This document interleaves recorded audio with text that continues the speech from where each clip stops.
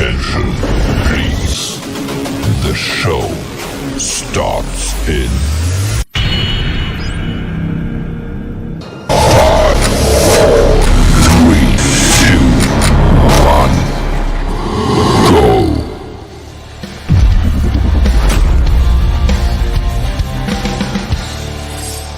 Yeah, baby, yeah. Yeah, baby, yeah. Hey, guys, how you doing? Welcome to tonight's episode. I haven't been on live for a couple of weeks. I've had a very busy few weeks, and it's not that I don't have anything to talk about. I always have something to talk about, but the life of a teacher is a busy life. So there's a lot of classes that I have to give, I have to prepare. I also have a family I have to take care of, and it's just been a lot. But today's topic is something that I've been wanting to bring to you guys for a while. It's a topic that I think I think it's important. It's a neglected topic, I guess is what I wanted to say. As far as when it comes to education, when we're at school, we learn how to read, write.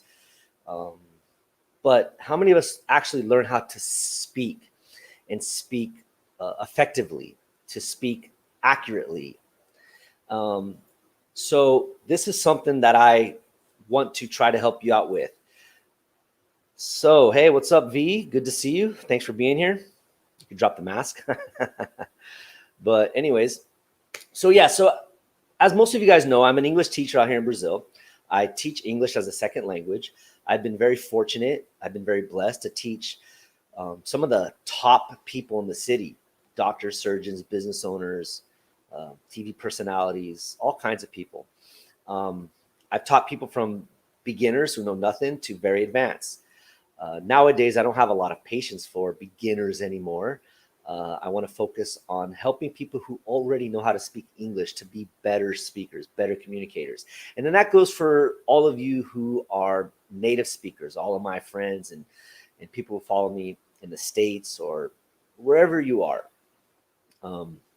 This is an art that has been, I don't want to say it's been neglected. It's been polluted. It's been diluted, right? It's like buying some high-proof alcohol and mixing it with water. Language, and the English language is a very, very rich language. And there are many ways to say something. But even though there are synonyms galore, there are still specific words that we can use when we want to get a specific point across, okay? So when it comes to communicating effectively, you have to know, you have to be aware of some things.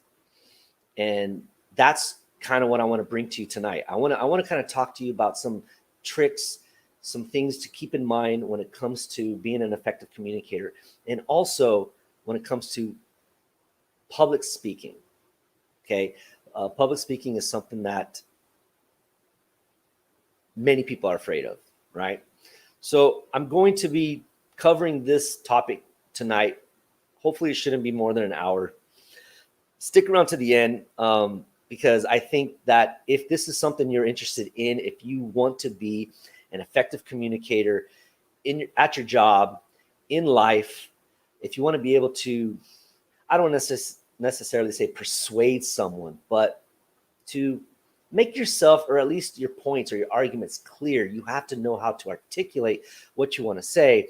And I think I have some things that can help you. Now, in some past lives, I talked to you about, how to start conversations. And that's important. How to start conversations is really important. But let's say you start a conversation. Are you capable? Are you equipped to communicate clearly? So I'm going to be taking that topic of conversations and going to a whole nother level, okay? Because it's really important to be able to communicate clearly. Okay, so I've got some notes here that I put together, and I want to kind of cover this stuff. And I put together kind of like a class. Let me give you a little bit of a background. So like I said already, I am an English teacher. Most all of you who know this, right? My channel, English with Mr. Finn. But I'm an actor, right? When I was a child actor. I performed a couple of commercials. Didn't quite make a movie or a series, even though I auditioned for them. I did theater when I was, a teenager in high school and stuff. I participated in theater. So you learn kind of the performance end of communication. Also here in Brazil, teaching at one of the high schools, I've had the opportunity of teaching a speech class for a couple of years where the students had to learn how to give a presentation, to give a speech. And their final test was they had to kind of write a mayor's speech, like they were campaigning to be mayor of the city. And they had to deliver it. It was recorded, and it was actually sent to some teachers in the States, because this is an American high school program within Brazil. And we had a whole, I can't remember if I think it was a 2-semester course, whole 2 semesters to prep for this. And so I've been able to accumulate both my life experience as an actor, as a teacher, together to kind of bring to you what I think could be helpful when it comes to communication, right? So starting off, right, my objective today is just to help you to be a better all-around communicator, okay? You need to understand how context plays a role in communication and about the different levels of communication.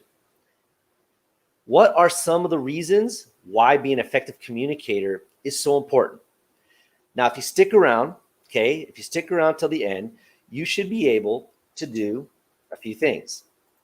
One, you should be able to identify the components of the communication process and their functions. I've done my best to take notes and clarify these areas for you.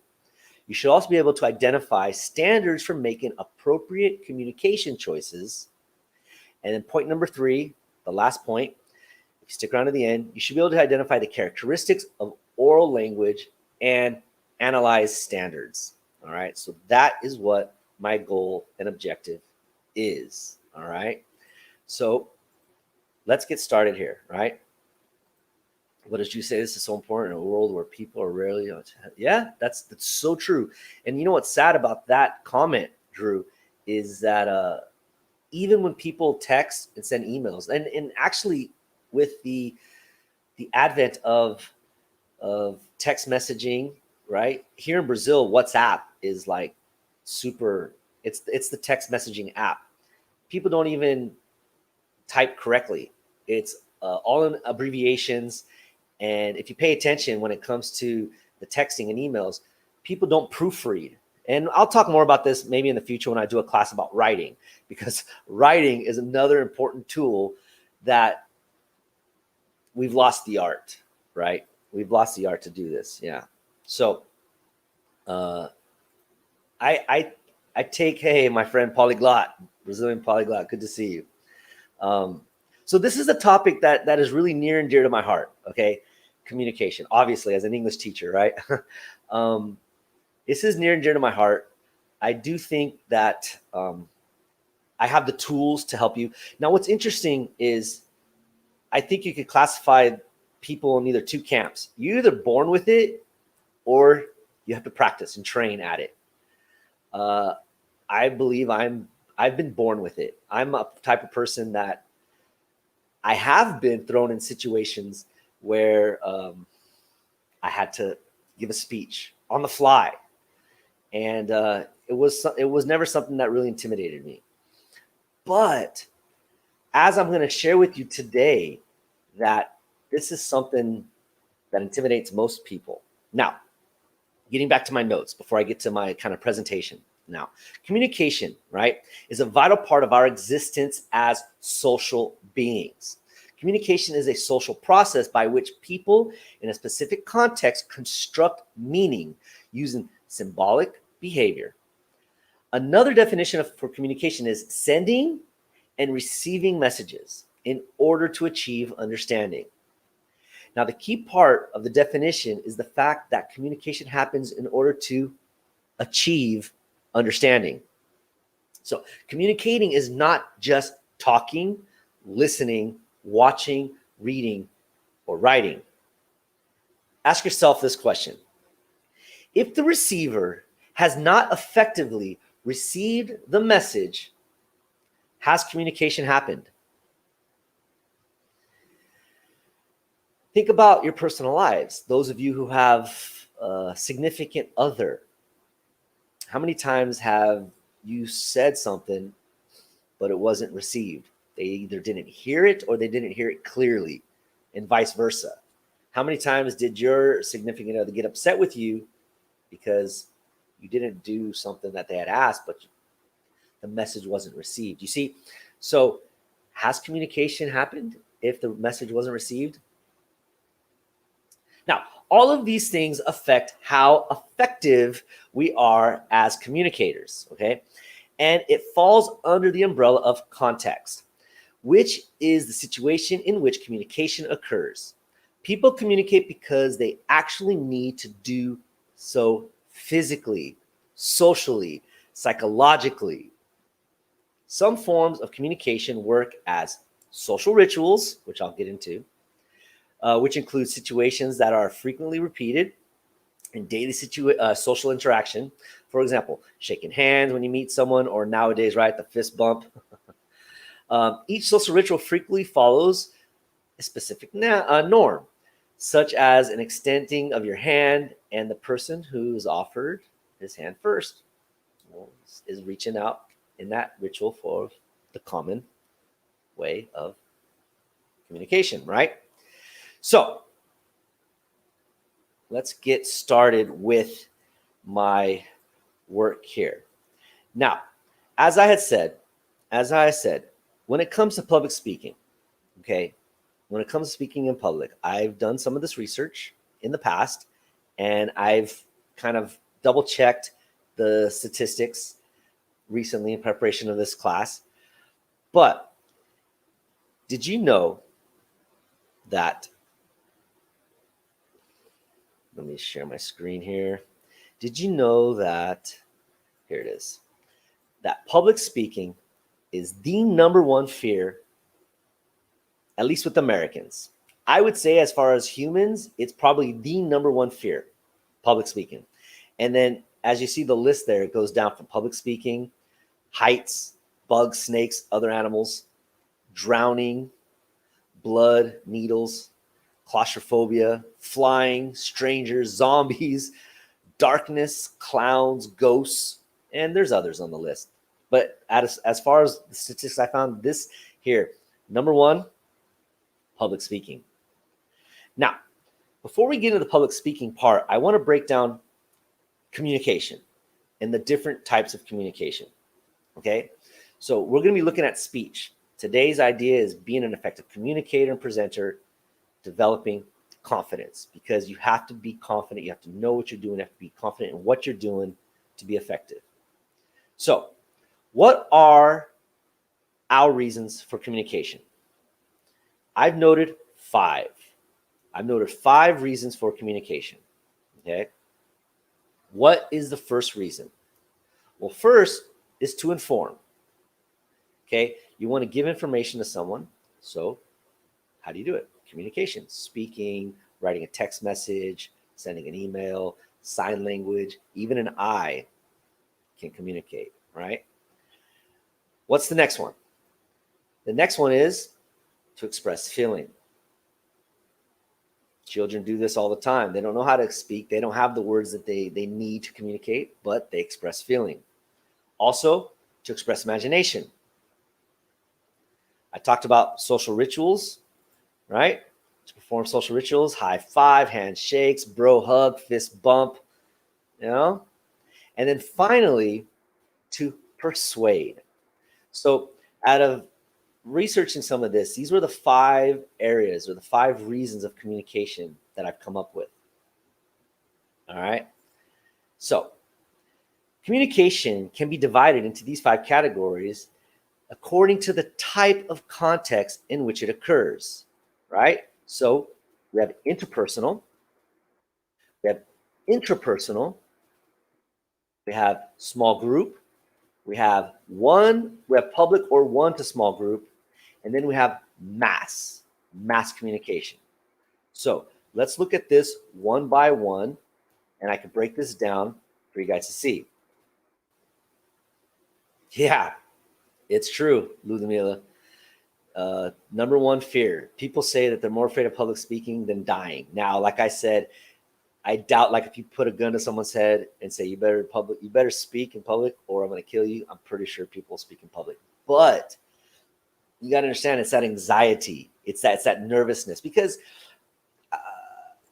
a lot of people, it's this sense of being judged, right? Eyes on you, people watching you and being judged. And many people don't like that feeling. And then there are people like myself who just really don't care. Like, you really got to be a really close person to me. Like, I could count on one hand the whose people's opinions of me matter, right? Other than that, whatever. So I think that's part of why public speaking for me isn't that big of a deal. But yeah, it's the number one fear, at least in America. I didn't check in the world, but at least in America. So let's look at these. Let's look at these one by one. So first one, intrapersonal communication. So this should be easy. This should be easily understood. What is intrapersonal? Interpersonal means you're speaking to yourself, right? So interpersonal communication, or sometimes called didactic communication, is communication between people as individuals. Most of us use interpersonal communication to make larger decisions. We may ask advice from a friend or family member or clergy member. Whatever the case, that interaction is a form of intrapersonal communication, because you are sharing and listening. But then in the end, when you're talking to yourself, it's interpersonal communication. So I can give you two kind of examples of interpersonal communication. So let's look at a business example. Should I tell my manager that her plan has a flaw in it? And I'm asking myself. It has to do with business. Or let's think of a social example. Do I agree with the way the club plans to spend the money? You know, you're asking the question to yourself. This is an intrapersonal communication, right? All right, let's move on to the interpersonal. So hopefully you see at the end of this what interpersonal means. Interpersonal means with someone else, one-to-one, right? So this is the same thing. My bad in my notes. But talking one-on-one with someone.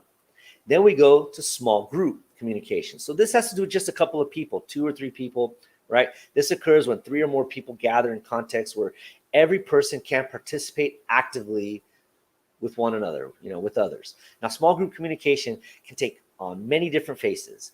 Business use small group communication for brainstorming sessions. Churches have small groups called Sunday school or Bible class. You probably have your own clique of friends where you get together. Maybe you're brainstorming some ideas. Now, remember, the difference between small group communication and interpersonal communication is the number and the amount of sharing by each member, right? Interpersonal communication usually consists of just 2 or 3 people, you, me, and you, or me, you, and you, right? While a small group can, as you see, up to 3 to 13. Okay, my notes say up to 30, but that's getting into more of a larger group, which we're going to see right now. Public or one to a group, right? So public, one to a group. Now, this one occurs when the group is so large that one member or just a few members are talking while the rest of the group serves as the audience. Now, maybe you have not performed it in front of a large group of people today with a stand-up comedy routine or a presentation, but maybe you have been in an audience. Maybe you've been an audience member. You've seen a show, so you contributed that way. So that role too is considered participation in public communication. Now, the difference between small group and public communication is the amount of feedback, right? In a small group, everyone can respond, everyone can give you feedback and contribute, whereas in public communication, there are just too many people for everyone to be able to respond. And that's why, like, sometimes if you watch lectures or debates, I often like to enjoy watching debates. You'll see the moderators of the debate tell the audience that they have questions. They can write them down on a piece of paper, or towards the end of the debate, they could stand in line to where there are microphones and then they can ask. But there's just too many people to give everybody a voice, right? So that gets us to the last one, which is what I'm doing now, mass communication. So this occurs when a message is constructed and transmitted so that many people in different places and often at different times can receive the message. So I don't have many people watching right now. That's okay. I have 2 people watching. I got 2 eyes on here. That's okay. No problem. But hopefully in the future, people will watch this. I keep this live, or I save this live on my YouTube feed. And that is still a form of mass communication because it's different times and different places that people are seeing this. Okay. So I would be willing to bet on the fact that you have and are participating in mass communication today, right now. Have you listened to the radio? Have you checked the score or results of your favorite soccer team or sports team? Did you watch cartoons in the morning while you're getting ready? Mass communication involves different people in different places, maybe even at different times through mass media, social media, right? Such as radio, television, film, and or print, magazine, newspapers, internet, YouTube lives, Instagram lives. I'm hearing Instagram too, but sorry guys, if you want to participate, you got to join me on YouTube. All right. So the idea of the mass communication is when the audience is large. Yes, Ludmila, this is the reason why this is one of the number one fears is that fear of rejection, the fear of being analyzed, the fear of being judged. Yes. What does V say, Mr. Finn? I'm heading out. Oh, okay. Thanks for dropping by. Hopefully this is a topic you'd like to see and come and check it out later. And I'd appreciate it afterwards. And that goes for any of you people who've watched until now, who are watching the archived video. Drop a like, drop a comment. It really helps the interaction of my channel, right? I'm here to help you guys. That's my aim. That's my goal. I'm doing my best to make you better. All right, let's get back to this presentation. So, as I said, this here is a form of mass communication. Even though my audience right now is small, it's going to stay on the internet probably forever. So it's going to reach a lot of different people at different times, God willing. Now, what are some misconceptions about communication? Now, there are several common misconceptions about communication. As a competent communicator, you should become aware and learn to recognize them. So what are these misconceptions? Now, first, communication is always valuable. True or false? That is false. It's not always valuable. Sometimes silence is golden. I don't know if you've ever heard that term before. Hello, Adriano Hayes. How you doing? Are you okay? Welcome to the show. Second point, communication is a solution to all problems. True or false? False. Sometimes action is needed to solve problems, not just communication. Sometimes listening, but if you think about it, listening is part of communication. It's the receiving end. So still, going back to action, that is needed sometimes to solve problems. What about the next one? More communication is always better. True or false? False. Sometimes it can be too much said. All right, so just because you're saying a lot doesn't make it necessary. All right, and finally, meanings are determined by words alone. Is that true or false? That's false. Intonation brings meaning. Tone brings meaning. Gestures bring meaning. You know, eye contact can bring meaning. So there's more things that bring meaning than just the words alone. And that's important for you guys to understand. All right. So moving on. Oh, I thought that was the last one. Sorry. Now, communication is always simple. Hell no. Communication is not always simple. You know, people understand things in a different way. In my experience in Brazil, I'm often considered rude because I'm a pretty direct person.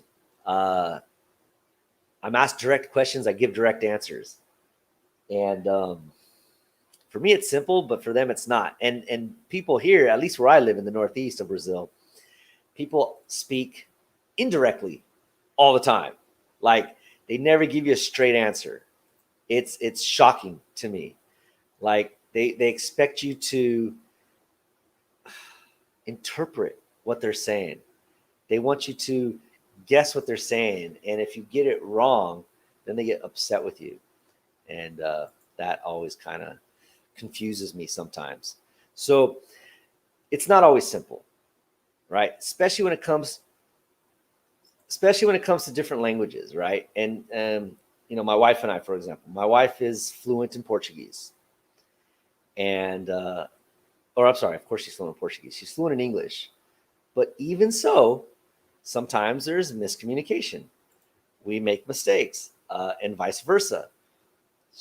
Yeah, I'm fluent in Portuguese, but culture has a lot to do with it sometimes. You know, so communication is not always simple. So we have to take care. One thing that you need to take into consideration when you're going to communicate any message, and I'll get into this a little bit later, is two things: audience and purpose. All right. Who's your audience and what's the purpose of communication? This will determine what you say, how you say it, the words you use. It'll determine many things, many things. So always keep that in mind when it comes to communicating, when you're going to talk to somebody, when you're going to put a message together. Who's your audience and what's your purpose for communicating? All right. So let's move on. Now, I want to start helping you guys when it comes time to present yourself in public speaking. Like I said, this is the number one fear in the United States, but practice makes perfect. And this here, I'm going to get into my notes, my tricks, things that have worked not only for me, but for many of the students that I've taught on how to give a speech. First thing, prepare beforehand. There are very few people in the world, like I said, I do consider myself to be one of them, who can give a speech on the fly. What does that mean? Without any notice. Hey, I need a speaker. I need someone to present something. Okay. All I need to know is what do you want me to say? What would you like me to say?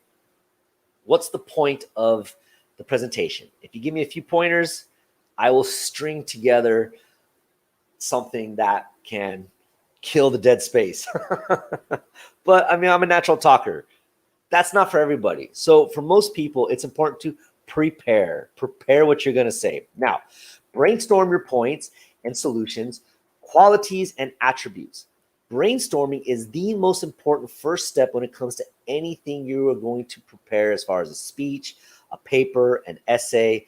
You want to just throw your ideas down. I'm going to touch on this a lot more one day when I get into my writing class. I have a writing lesson that I might go live with and help you guys out when it comes to writing. But brainstorming is super important. And what does it mean to brainstorm? There's no real thought involved. You just kind of let the ideas flow and throw it down on paper. And then afterwards, you can organize them into some coherent thought. So first, brainstorm. Next, what do you want to do? You want to create your speech for the audience. So it goes back to that point I was saying, audience and purpose. So who is the audience? Who are you talking to? Are you talking to a bunch of kids, a bunch of teenagers? Are you talking to executives? Are you talking to doctors? Are you speaking with lawyers, business owners? Are you speaking to factory workers? For each audience, you have to tailor your speech accordingly because you want the message to be received. Otherwise, there's no communication. And then the third point, organize your presentation well. Know where to emphasize and where to pause. You see, one of the things when it comes to public speaking that people end up doing, particularly because they're afraid, they go too fast. They speak too quickly. And I think subconsciously they're doing this because they just want to be done with it. They want it to be over. So they run through it. That's not an effective way to communicate. That is not an effective way to give a presentation. Okay? Take your time. Know the particular or specific points you want to emphasize because you want to get the point across. And make sure you have in your notes, when you're preparing your speech, places to pause. Why? Pauses do two things, in my opinion. One, it allows the person or the audience to absorb what has been said. So particularly, you want to pause after something important. And repetition is another important thing when it comes to speeches. Maybe I'll do some lessons on different kinds of speeches. But if you ever watch politicians speak, oftentimes they will repeat something important 2 to 3 times. That's a tool. It's a tactic because it's something important. And we don't realize this, but we forget 50% of what we hear literally after we hear it. It's true. Let me repeat that. We forget 50% of what we hear almost immediately after we hear it. If you don't believe me, research it. It's true. So that's why in big important speeches, the speaker will repeat themselves. Okay? So this is where pauses are important. So I remember I told you there are 2 reasons where pauses are important. First, it allows the audience to absorb what has been said, to chew on it, to smoke on it. And the second reason, it can create anticipation. What's going to be said next? Where's he going to go with this talk? So pauses, in my opinion, are good for those 2 reasons, allowing the audience to absorb what has been said and to create this sense of anticipation of what's going to be said next, right? You want to get the audience engaged with you, all right? So next, giving the presentation itself. First thing, and remember it goes back to audience and purpose, always use appropriate language and gestures. So with a young group, you might do some crude things or say some things that are crude to get a laugh out of them. That'll be great. But you can't do that with executives maybe, or a room of doctors. I have a lot of doctors as students. I prepare them for conventions and presentations, and they don't want to be using inappropriate language or gestures. So remember, tailor your speech to the audience that you're giving it to. Another thing, know your audience and use your head. That should be without saying, right? Just know who you're talking to and use your head. Be smart about it. Remember to adapt and think on your feet. Okay? It's okay if you forget a thought or an example, just use another. Go on. They're never going to know. They'll never know. They don't know your speech. And important, let me bring this up at this point here. If you find yourself in a situation where you're going to be speaking publicly, where you're going to give a speech, it's good to write it down, practice it, prepare it. We're going to talk about this in a bit. But the day of the speech, you do not want to have a big piece of paper there with your whole speech written out, because you don't want to be reading it to your audience. You want to be making eye contact. So what can you do? I have coached my students before to do one of 2 things. They could either take their speech up and cut it into pieces of paper. They could write it in larger font with bigger space and kind of strips of paper. And that way they can look at it and keep going. They can bullet point it. They can have their points, the things that they want to make sure they address on bullet points. So they know what they want to say, but they don't have to be reading it. This is how I often, if I'm going to give a presentation and I have time, I have time to prepare myself, I will create bullet points. A lot of times when I do my YouTube videos or things, I don't write out a script. I kind of put the points I want to say, and I think I'm more effective, naturally. So I just make sure that I hit those points. And then a third thing you could do, instead of cutting the speech into papers, you can write them on those little cards, those 3x5 kind of cards, and write it out and summarize some of the stuff. Just make sure you got the points. And then that way you're engaging more with the audience. Okay. Think on your feet. Respond to your audience, right? Be natural, be knowledgeable, have character, right? This is important. This makes you seem sincere, genuine. Be sincere. How are people going to take you seriously if you're going to be very robotic and cold and just reading? So this is crucial. Be genuine, be sincere. Okay? All right. So next point. That's the wrong spot. How did that get there? That's the very last slide. That was a boo-boo. Because the next thing I want to talk to you guys about is appearance. Here we go.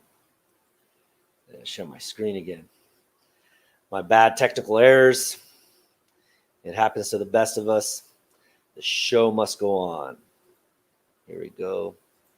Right here. So appearance. Now this should be a given. I really shouldn't have to go into much detail about this. A, this is how you're not supposed to look, how not to look. And B, look good. Cut your hair, brush your hair, shave, right? If you're a woman, put on some makeup, dress appropriately. You know, coming on live, I clean myself up. I try to put on a nice shirt. I know that this is going to be on the internet. I'm not trying to be fake, but I want to make sure that my appearance is appropriate, right? I am an English teacher, so I have to look the part. So this is important. How are people going to take you seriously if you look like a bum, right? So this is important. Practice. So how are we going to develop confidence, right? So the more times you find yourselves speaking publicly, the better you're going to get at it. I'm not going to lie to you. I have experience as an actor. When I first started teaching, when I first started to give classes, I was nervous, man, every year, every semester. And then, you know, the butterflies eventually go away. Now it's easy peasy. It's a piece of cake. When I first started coming live, guys, I was a little nervous. I'm not going to lie. I'm projecting this out into the world. I have followers on Instagram here that are, you know, I got people hopefully watching in Russia, Iran, Turkey, Europe, Italy, in the States, Brazil. So, you know, putting yourself out there like that, being judged, you know, making sure you're doing it right, makes you nervous. But this is what, I don't know, my 7th or 8th live. I'm cool now. Like, it's no big deal. I'm going to do my best, and people either like it or they don't. That's how I look at it. But practice, practice, practice, right? Next, familiarity with the context. So know what it is you're going to be talking about. Do you remember when I told you that a few times in my life, I went to a place and they needed somebody to present something or speak, and they know that, oh, Mr. Finn, he's a talker. We'll get him to talk. Well, if you want me to talk, the first thing I say is, what do you want me to talk about? What's the objective here? I need some context if I'm going to string together some thoughts, right? So familiarity with the context is important. So if you're going to be giving a speech, if you know ahead of time about the speech, make sure you're preparing it, make sure you're writing it down, make sure you've done your research, make your bullet points. But the more familiar you are with what you're talking about, the more confident and comfortable you're going to be. Trust me, you're going to be nervous at first, but once you get going, it'll fly. Third, perspective. Have some perspective what you're doing. Physical activity. What does that have to do with giving a speech? All right. I'm going to break each one of these down in a little more detail. So, as I said, practice, practice, practice. The more you do something, the better. But let's say this is your first time speaking publicly. What can you do? Well, look, the number one key to confidence is being able to practice. To be able to give an effective and clear speech, you need to make sure that you know your speech inside and out. How do you do this? Practice, practice, practice, and a little more practice. And you think you've done enough practice, practice some more. Like I said, you want to know enough of your speech that you don't need to be reading it when you're giving it. Have some bullet points, have some things to keep you on track without reading. Why don't you have to read? Because you should know the speech well enough. You wrote it, you researched it, and you practiced it. So what can you do as far as preparation? So I think there are two most effective ways, but there are a few other things you could do. First, go in front of a mirror. This way you can pay attention to your gestures. You can rehearse and talk. Second, call friends, call family, even if they don't understand you. I'm talking to my international audience. You want to be able to see and rehearse in front of these people, because even if they don't understand you, having them and their facial context will help you when it comes to reacting to other people. It'll teach you how to read their expressions and get familiar with talking with others. Let's say you don't have access. Let's say nobody's around to help you out. So what can you do? Well, if you have stuffed animals, put stuffed animals around. That way you have some kind of eyes looking at you, right? It's good to have that feeling of eyeballs looking at you. If you don't have stuffed animals, buy some balloons, right? Inflate some balloons and draw some faces on them and put those in front of you. These are things that you can do. See, because what's important is to be comfortable presenting and speaking in front of a group and they're looking at you, right? So the mirror is helpful so you can see yourself and you can pay attention to your expressions and your gestures, and you can practice your timing. You could use your phone, time yourself. You want to make sure you're not going too fast.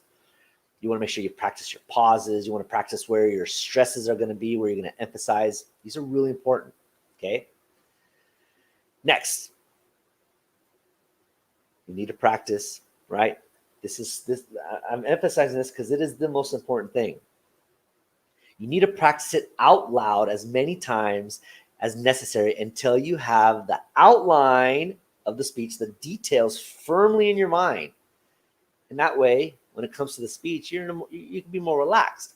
And that way, you can go to the speech with just bullet points. Oh, my brother Matt, what's up, man? Come meet me on YouTube. He's on Instagram. Anyways, so this is why it's important to practice, so you're relaxed, you're calm, you know the material, you know the content, and you don't need to read the speech. You could just look at the bullet points and you know what's the next thing you're going to say. You know what's the next point you're going to get to. That's why practice is so important, all right? And guess what? You will still probably make a mistake at the time of your speech. Whatever, okay, keep going. They don't know. That's the thing you need to understand. The audience, they don't have access to your speech. They may know the topic you're talking about, but they don't know exactly everything you're going to say. So you make a mistake, all right, who knows about the mistake? You and maybe anybody that's in the audience that you have practice with. So it's cool. It's all right. Don't worry. Chill.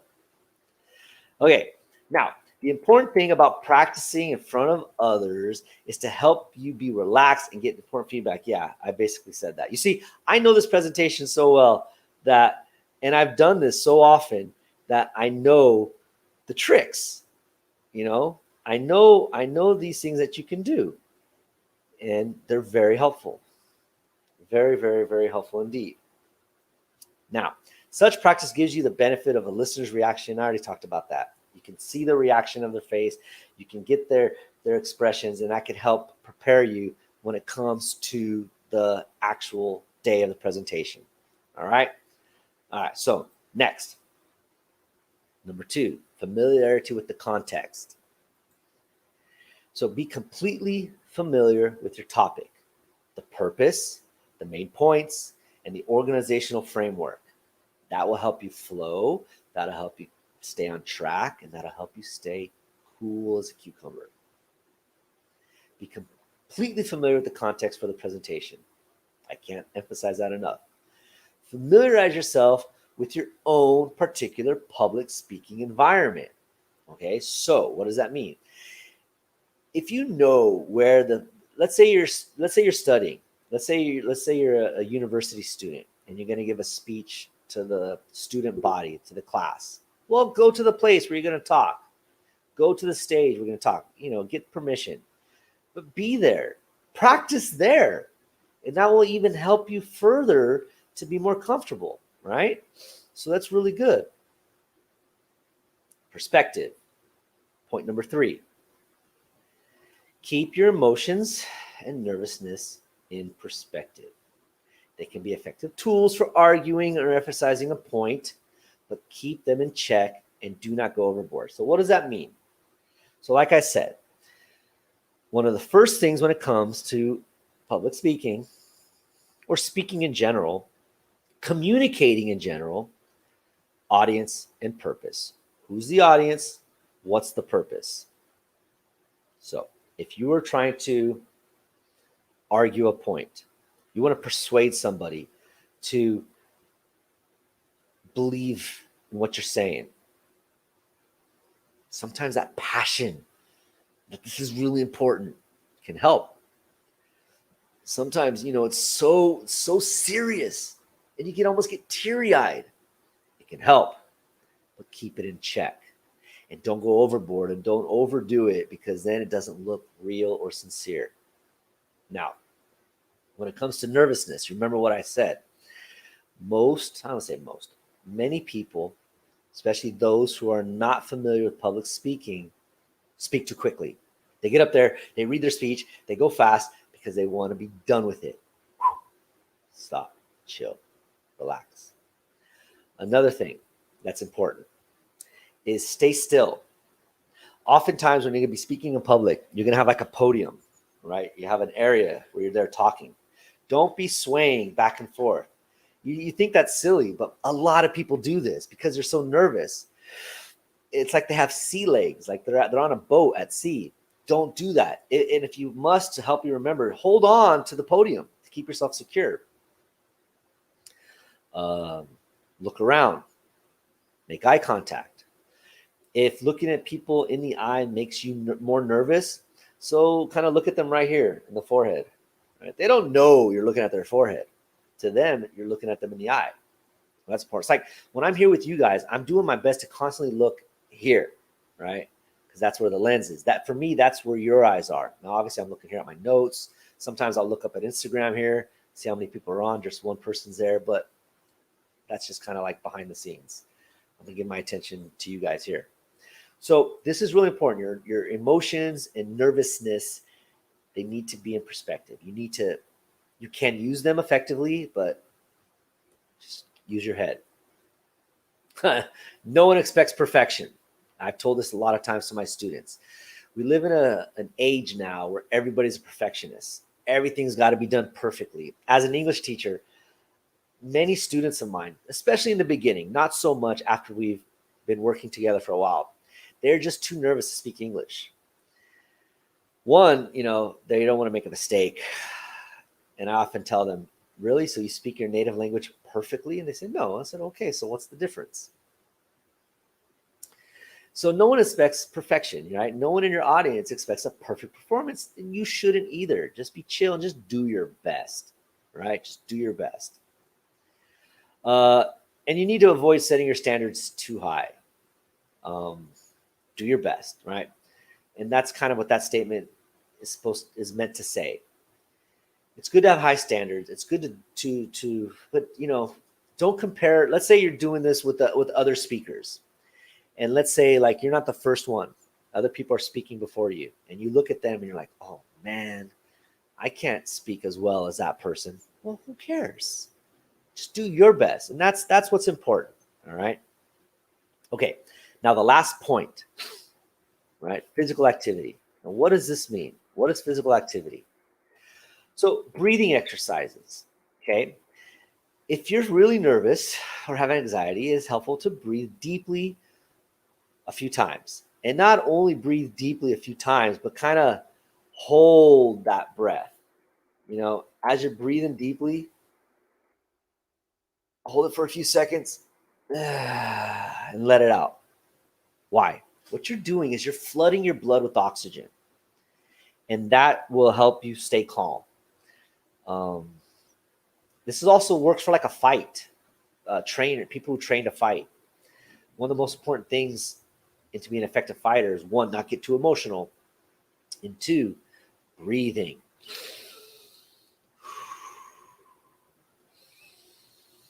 This keeps you calm, keeps you cool, keeps you focused.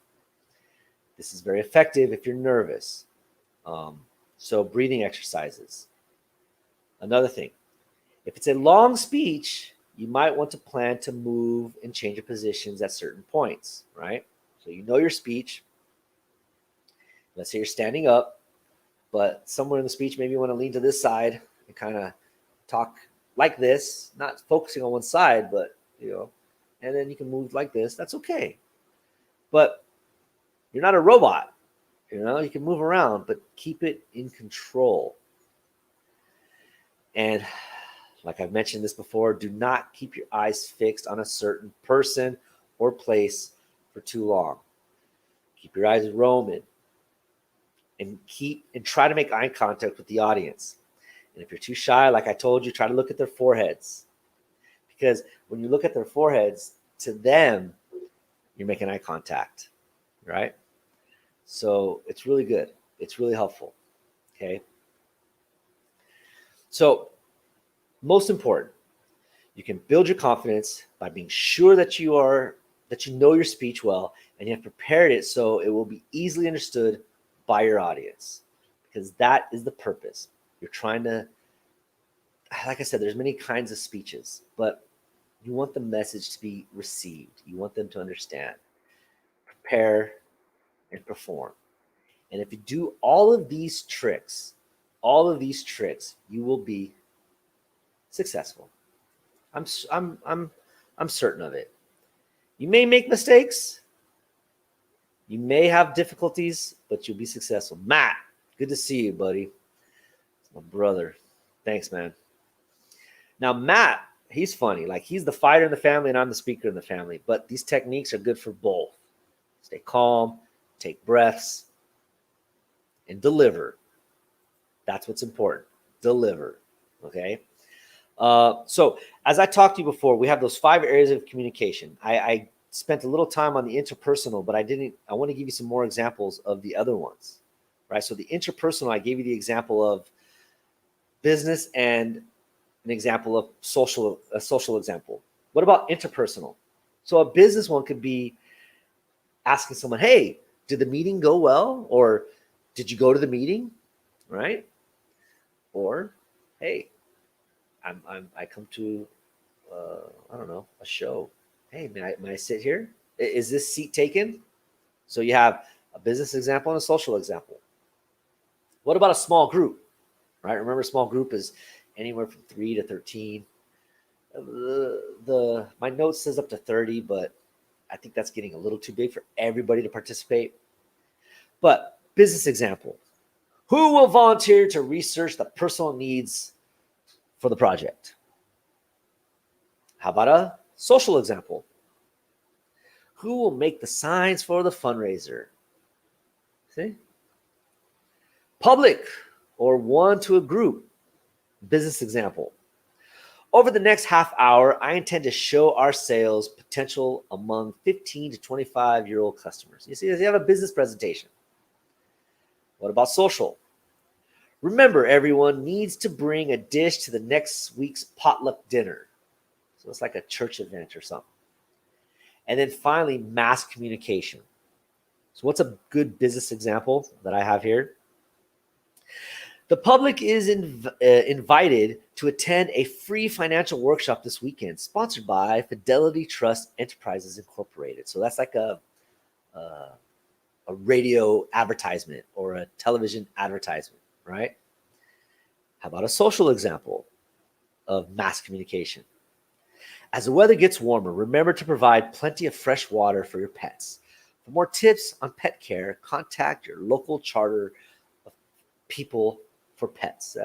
Sounds like another commercial, right? So I think another good example of mass communication, right, as far as social example nowadays is, Instagram Live, YouTube Live, right? Gonzo's in the house. Yeah, good to see you, Gonzo. Thanks, man. Thanks for the support. I That's why I'm doing this. That's why I put this together. I do think that these communication skills are not only seriously important, but they're seriously neglected. As I stated right in the beginning of tonight's broadcast, when we go to school, school teaches reading, writing. That's about it as far as communication. Our social communication skills come from interacting with the public, like with our peers and our friends, and that's not always the best form of learning how to communicate well, right? Because sure, talking amongst your friends, you know how everybody talks, but unfortunately, where people get most of their communication skills from is from television, and television has not done a good job in educating people how to communicate. YouTube is, I think has been effective if you look at videos like myself, or there are other people that teach you how to do. One of the best ways of learning how to communicate effectively, it kind of sounds like contradictory, but reading is really important. Now, reading doesn't do anything for your speaking skills. What reading does is it will help fortify your own grasp or command of the language. I think one of the reasons why communication has fallen or has been diluted is because we're in a generation now where very few people read for leisure purposes. And I don't talk about reading posts or reading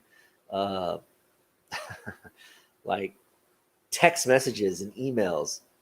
Reading, because it's often incorrect. It's often poorly written. I'm talking about reading books. Like, I don't have a whole bunch. There's other people who have a lot more books. But reading, it will help you with sentence formation. It'll help you learn new vocabulary. So the more you read, the better you write. Writing is an amazing way to improve your thinking, because as a mirror reflects how you look, I think your writing reflects how you think. And how many of us practice writing skills? I'm old fashioned. Like, I like to write. Like, I have my notebook here. Where's my notebook? Oh, it's right here. Yeah. This is Mr. Finn's YouTube notebook. I write my notes here. You can see all the notes here. I have notes. I don't do it on a computer. Now, I make my lessons on a computer, but the ideas start here. No, I'm not trying to say like I'm some master at this. No, but I can see the importance of it. So, as Gonzo says, like, and I agree, right? Gonzo here is telling me it's an important skill to build. It sure is, right? Drew earlier was talking about how important this is, because we nowadays we rely too much on text and emails. And how many of you will proofread your message before you send it? I've made this mistake. Sometimes, life is so busy. I've posted posts or videos where I put a typo in it. I'm not going to tell you what they are. If you find them, you let me know, because I've already found them.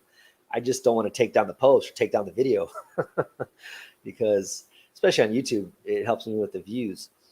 But it happens. It happens to the best of us. We're not perfect. And the idea is not to be perfect, right? The idea is to be the best you can be, right?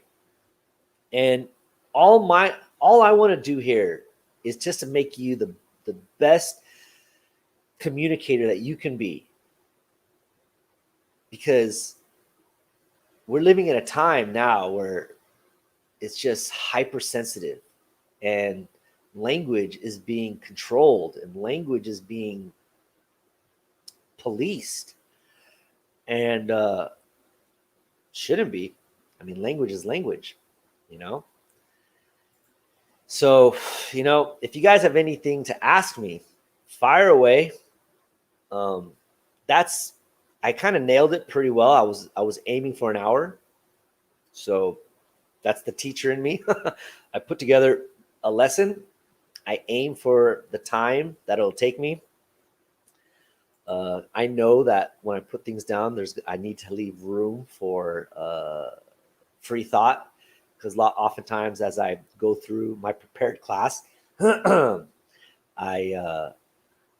have things to add to it. All right.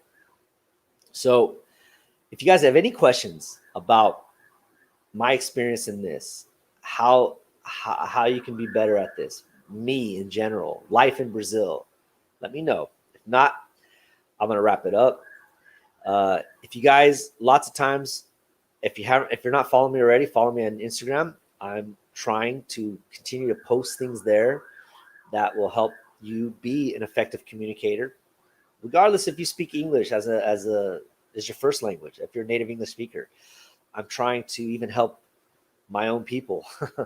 I post things with synonyms and different ways of saying things and collocations and things like that. But check me out on Instagram. If you want to reach out personally, this is the place to do it. Right? Hit me up there. And that's it, man. I hope this was effective. I hope this was helpful. I'm coming out here. I'm glad to be back. It's been a few weeks, so thank you for sticking around. But I'm trying my best to make you better. My objective here, I'm investing my time and my energy to do and use what I've learned and what I know to make you a better communicator, a better speaker. That's my goal. All right. Have a question here. Why have Americans who speak very fast and others speak slow? Well, I mean, why do some Brazilians speak fast and some speak slow? Right? I mean, this has a lot to do with the individual person, or sometimes the region or the where a person comes from. I'll give you an example as far as in America. A lot of people from the South will speak slower. I think a lot of people from California or maybe New York or the big cities, they'll speak quicker. So I just think this depends on the person, case by case, person by person. Because I mean, like I said, I've seen Brazilians speak slow, and I've seen Brazilians speaking fast. So that's just it's a hard question to answer. It just depends on the person. But thanks for the question. Anyways, if you guys have any more questions, shoot me a message on Instagram. Follow me there. Okay. If you're not subscribed to my channel, if you just stumbled across this live stream, if you like tricks about how to speak better in English, if you want to do tongue twisters, I post every Tuesday. If you want to check me out more, hit that subscribe button, like this video, hit those notifications, because I do go live. I'm trying to go live once a week. I missed the last few weeks, but I'm trying to do this again. But yeah, make sure that. And if you've watched this already and you want to help me out, come back after the video is archived and hit the like or leave a comment, because it'll really help out the engagement. Okay. I'm here doing my best to make you better. I've said that a few times already, but that's truly what I'm doing. I love what I do and I want to help. All right, guys. So that's it for today. I hope you enjoyed it. I'm Mr. Finn, and I'll catch you later. Bam!